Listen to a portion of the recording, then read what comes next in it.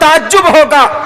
अभी 23 नवंबर को मेरा एक प्रोग्राम महाराष्ट्र में था, उनकी सीरत पर मुझे बात करनी थी। उसका नाम था शेर हिंदुस्तान फतेह अली खान टीपू सुल्तान।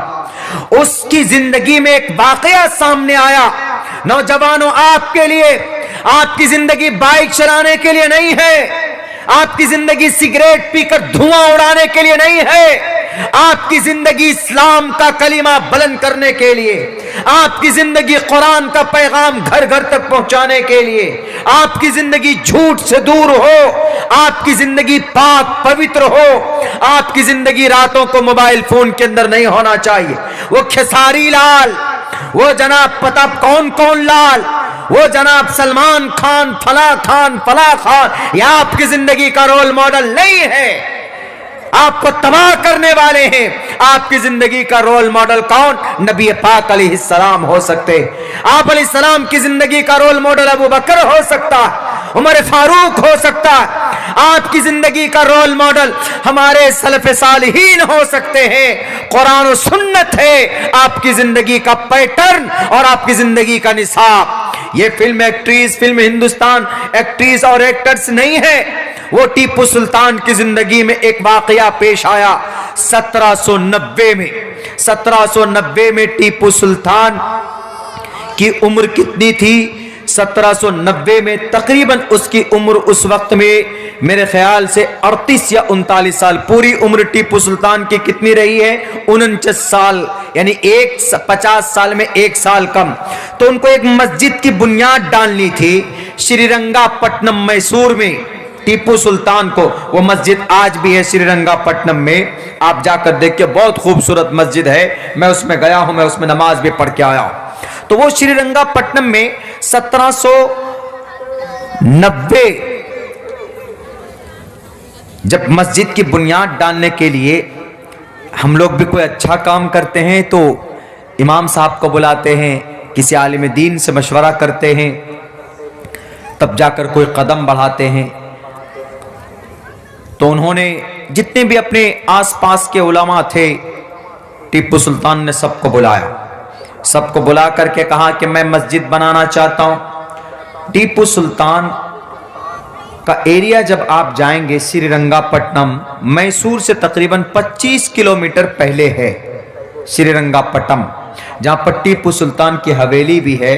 वो हवेली टूट गई है आज, लेकिन सबसे पहले वो मस्जिद है, बहुत ऊंची है, तकरीबन काफी ऊंची है और खूबसूरत है। पीले रंग की मस्जिद है टीपू सुल्तान की, और उससे तकरीबन 500 मीटर दूरी पे, 500 मीटर यानी आधा किलोमीटर के फासले पर एक बड़ा मंदिर भी है। यानी पहले जमाने में राजा महाराजा, चूंकि उनके पास दोनों तरह के आवाम होते थे, हिंदू भी और मुस्लिम भी, तो उस वक्त राजा इस बात की रियायत करते थे कि मुस्लिम के लिए मस्जिद और हिंदू के लिए मंदिर। और हिंदू राजा भी कहीं कहीं ऐसा करते थे, कहीं कहीं, सब नहीं। अगर मुस्लिम है उनके इलाके में तो जहां मुस्लिम है उनके लिए मस्जिद, और जहां हिंदू है उनके लिए मंदिर, जहां क्रिश्चियन है उनके लिए चर्च। इसीलिए राजा चीरानंद ने भारत की सबसे पहली मस्जिद बनाई कालीकट में, भारत की सबसे पहली मस्जिद। क्यों? अरब से जो मुसलमान आते थे तिजारत करने के लिए, तो नमाज पढ़ने के लिए जगह नहीं होती थी, तो राजा चीरानंद जो हिंदू राजा था तो सबसे पहली मस्जिद बनाई केरला के अंदर में, केरला कालीकट के इलाके में।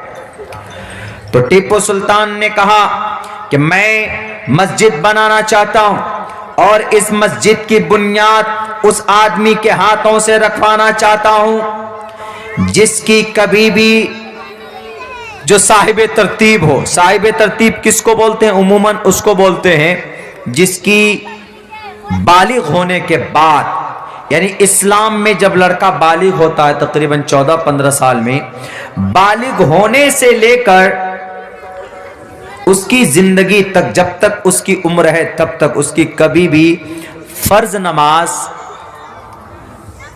कज़ा ना हुई हो, यानी टाइम पे नमाज पढ़ा हो, टाइमली नमाज का टाइम हुआ नमाज पढ़ ली, कभी भी कज़ा ना हुई, उसको साहिब तरतीब उमूमन बोलते हैं, नमाजी।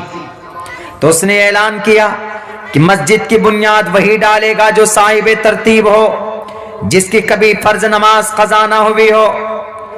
बड़े बड़े अल्लाह वाले, बड़े बड़े आलिम दीन वहां मौजूद थे, उसके बावजूद भी कोई नहीं आगे बढ़े, क्योंकि हर किसी की नमाज कज़ा हुई, एक वक्त की, 2 वक्त की हुई होगी, हो जाती है।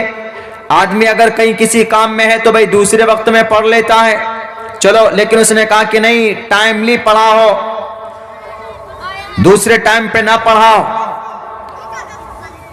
इस्तिमा बैन सलात न किया हो, टाइमली पढ़ाओ। अब ये बहुत हार्ड और कंडीशन लगा दी, तो कोई जब नहीं पहुंचा तो वो टीपू सुल्तान खुद आगे बढ़ा। 38 साल का जवान है आज हमारा, 38 साल का जवान। मोबाइल चेक करो उसका, 38 फिल्में मिल जाएंगे, 38 फिल्में।